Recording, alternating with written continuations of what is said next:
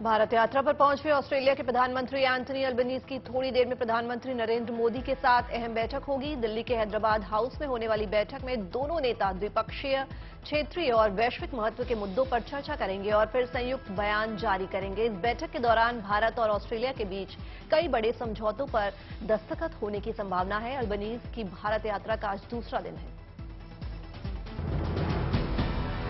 इससे पहले आज सुबह राष्ट्रपति भवन में ऑस्ट्रेलिया के प्रधानमंत्री एंथनी अल्बनीज का औपचारिक स्वागत किया गया। इसके बाद वो राष्ट्रपिता महात्मा गांधी को श्रद्धांजलि देने राजघाट भी गए।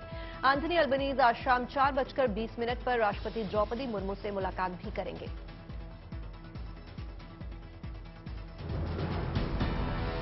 दिल्ली में आज ऑस्ट्रेलिया के प्रधानमंत्री एंथनी अल्बनीज की विदेश मंत्री एस जयशंकर के साथ भी मुलाकात की खबर है। इस दौरान उनकी भारत यात्रा से जुड़े महत्वपूर्ण मुद्दों पर चर्चा हुई। इससे पहले कल मुंबई दौरे पर पहुंचे एंथनी अल्बनीज ने भारत के विमान वाहक युद्धपोत आईएनएस विक्रांत का मुआयना किया। वहां उन्हें नौसेना की ओर से गार्ड ऑफ ऑनर दिया गया। उन्होंने ऐलान किया कि ऑस्ट्रेलिया, भारत, अमेरिका और जापान के मालाबार नौसैनिक अभ्यास की मेजबानी करेगा। उन्होंने ये भी कहा कि भारत पहली बार ऑस्ट्रेलिया के बहुराष्ट्रीय टेलिस्मैन सेबर अभ्यास में भाग लेगा। उन्होंने कहा कि भारत और ऑस्ट्रेलिया दोनों देशों के लिए सुरक्षा और समृद्धि के लिहाज से हिंद महासागर का खास महत्व है और रक्षा मामलों में भारत ऑस्ट्रेलिया का प्रमुख पार्टनर है। एंथनी अल्बनीज आईएनएस विक्रांत पर भारत के स्वदेशी लड़ाकू विमान तेजस के कॉकपिट में भी सवार हुए। उन्होंने आईएनएस विक्रांत पर तैनात लड़ाकू विमानों, हेलीकॉप्टर्स और सामरिक साजो सामान का भी जायजा लिया। उन्होंने कहा कि द्विपक्षीय संबंधों में एक बड़े कदम के रूप में भारत और ऑस्ट्रेलिया ने पहली बार एक दूसरे के क्षेत्रों में समुद्री गश्ती विमान तैनात किए हैं।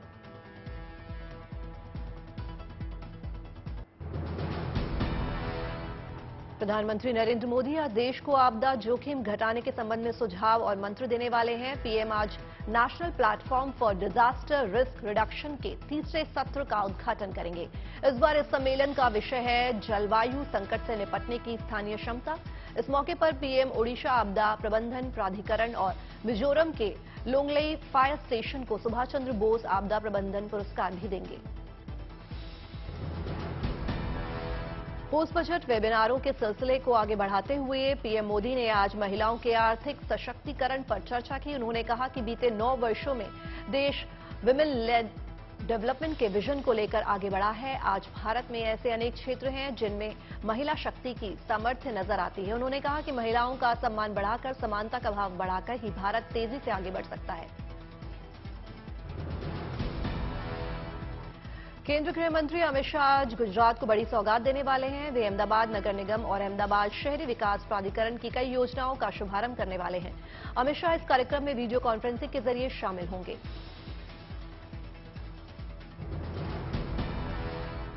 दिल्ली के पूर्व डिप्टी सीएम मनीष सिसोदिया की मुसीबत बढ़ गई है। आज ईडी ने राउज एवेन्यू कोर्ट में अर्जी देकर सिसोदिया को पेश करने के साथ 10 दिन की रिमांड की मांग की है। कोर्ट के निर्देश पर सिसोदिया को आज 2 बजे दिन में अदालत में पेश किया जाएगा। शराब घोटाले में जांच कर रही ईडी ने कल जेल में पूछताछ के बाद सिसोदिया को गिरफ्तार कर लिया है। आज ही उनकी जमानत पर भी सुनवाई है। सीबीआई जमानत अर्जी का विरोध कर सकती है। इस बीच केजरीवाल सरकार में 2 नए मंत्रियों की एंट्री हो गई है। विधायक सौरभ भारद्वाज और आतिशी मरलेना को कल उपराज्यपाल ने मंत्री पद की शपथ दिलाई। इन्हें मनीष सिसोदिया और सत्येंद्र जैन के जेल जाने के विभाग सौंपे गए हैं। इसके बाद दोनों नेताओं ने अपने मंत्रालयों के कामकाज संभाल लिए।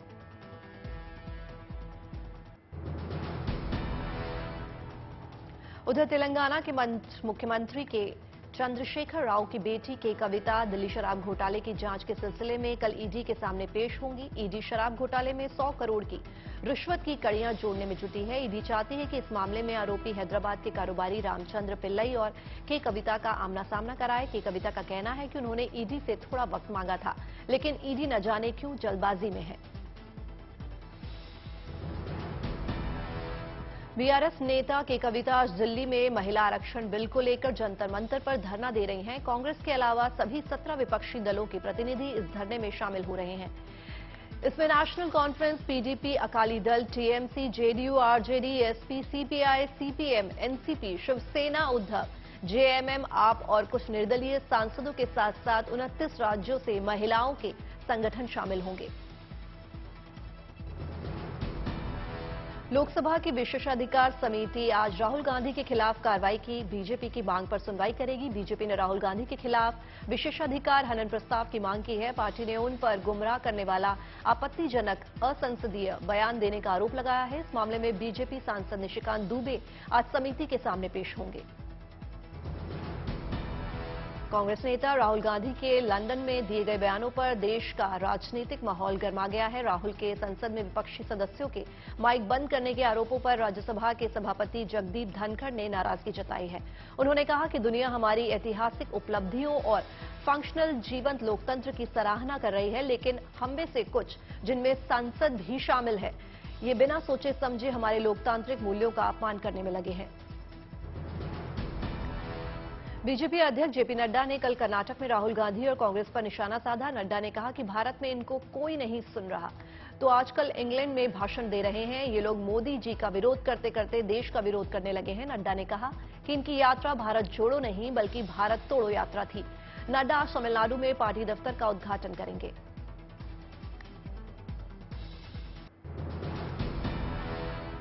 हिमाचल प्रदेश के मध्य और ऊपरी पहाड़ी इलाकों में 12 और 13 मार्च को बर्फबारी हो सकती है। मौसम विभाग ने राज्य के कुछ इलाकों में बारिश की भी संभावना जताई है। मौसम विभाग का कहना है कि वेस्टर्न हिमालयन रीजन में नए वेस्टर्न डिस्टर्बेंस के चलते नए सिरे से बर्फबारी और बारिश हो सकती है। इससे पहले पिछले 24 घंटे में भी राज्य के कई इलाकों में बारिश हुई। हालांकि इससे तापमान में खास गिरावट नहीं आई। राज्य के लाहौल स्पीति में अभी भी तापमान -4 तक बना हुआ है, जबकि ऊना में अधिकतम तापमान 31.2 डिग्री तक रिकॉर्ड किया गया। अगली खबर गोवा से है। गोवा में जंगलों में आग से हड़कंप मचा हुआ है। इस आग को बुझाने के लिए वायुसेना ने मोर्चा संभाल लिया है। वहां M117 हेलीकॉप्टरों को इस तरह के लिए तैनात किया गया है, जो लगातार जंगल में लगी आग को बुझाने के लिए आसमान से पानी गिरा रहे हैं। एक दिन पहले भी वायुसेना का ये अभियान जारी रहा था। हेलीकॉप्टर ने कई उड़ानें भरी और पानी बरसाया। ये हेलीकॉप्टर एक बड़ी बैकेट में नजदीक की झील या समंदर से पानी लेकर आए। फिर जंगल के ऊपर मंडराते हुए उन्होंने इस बकेट से पानी की बौछार की। राजस्थान के सरिस्का टाइगर रिजर्व और वहां जाने वाले सैलानियों के लिए गुड न्यूज है। सरिस्का के रणथंभौर से एक नए टाइगर को शिफ्ट किया गया है। करीब 3.5 साल के इस बाघिन का नाम ST-134 है, लेकिन सरिस्का आने के बाद इसे ST-30 का नाम दिया गया है। इसके आने के बाद सरिस्का में बाघिनों की तादाद 14 हो गई है, जबकि बाघों की संख्या 8 है। रणथंभौर टाइगर रिजर्व में इस बाघिन को दवा देकर बेहोश किया गया। इसके बाद वन विभाग के बड़े अधिकारियों की देखरेख में पूरी हिफाजत के साथ इसे सड़क मार्ग से सरिस्का लाया गया। उत्तराखंड के सीएम पुष्कर सिंह धामी टनकपुर में एक अलग अंदाज में नजर आए। सीएम धामी ने यहां पूर्णागिरि मेले का शुभारंभ करने के साथ एडवेंचर स्पोर्ट्स का भी लुत्फ उठाया। सीएम धामी ने भारत नेपाल सीमा पर शारदा नदी में राफ्टिंग का मजा लिया। मुख्यमंत्री ने दावा किया कि अज्वेटर टूरिज्म में टनकपुर और शारदा नदी देश में ही नहीं विश्व के नक्शे में उभरेगी। उन्होंने कहा कि पूर्णागिरि दर्शन को आने वाले श्रद्धालु तीर्थयात्रा के साथ ही राफ्टिंग जैसी साहसिक गतिविधियों का भी आनंद ले सकेंगे। इससे स्थानीय स्तर पर भी रोजगार के अवसर बढ़ेंगे। कश्मीर में सरकार की तरफ से घाटी की लड़कियों को मुफ्त में स्कीइंग ट्रेनिंग दी जा रही है। ये training camp famous tourist destination Gulmarg में लगाया गया है, जिसमें 45 लड़कियां शामिल हैं। वहां दूर तक बिछी बर्फ की सफेद चादर के ऊपर से लड़कियां अपने हुनर का प्रदर्शन करती नजर आई। इस दौरान कोच उन्हें इस खेल से जुड़ी बारीकी समझाते दिखे। असल में जम्मू कश्मीर सरकार की तरफ से हर साल इस तरह के कैंप लगाए जाते हैं। इसमें हिस्सा लेने वाले छात्र छात्राओं को सभी जरूरी चीजें मुफ्त में मुहैया कराई जाती हैं। भारत और फ्रांस की सेनाओं का पहला संयुक्त सैन्य अभ्यास फ्रिजेक्स 23 केरल में तिरुवनंतपुरम के पेंगोड मिलिट्री स्टेशन में संपन्न हो गया है। इसमें भारतीय सेना के जवानों के साथ फ्रांस की 6 लाइट आर्म ब्रिगेड की एक कंपनी शामिल है। इस संयुक्त सैन्य अभ्यास का मकसद सामरिक स्तर पर दोनों देशों की सेनाओं के बीच समन्वय और सहयोग को बढ़ावा देना है। नक्सलियों के गढ़ में गरजने के लिए सीआरपीएफ की महिला कमांडोज का बाइकर्स दल अपनी यात्रा के अगले पड़ाव पर है। आगरा पहुंचने पर उनका भव्य स्वागत किया गया और उनका हौसला बढ़ाने के लिए कई रंगारंग कार्यक्रम किए गए हैं। हम आपको बता दें कि सीआरपीएफ के वीरांगनाएं नक्सलियों का गढ़ कहे जाने वाले जगदलपुर की यात्रा पर हैं। 38 बाइक से ये 75 महिला बाइकर 16 दिन में 1848 किलोमीटर का सफर पूरा कर रही हैं। नारी शक्ति के जय घोष और नक्सलवाद और माओवाद के अंत के संदेश को लेकर ये बाइकर्स आगे बढ़ रही हैं।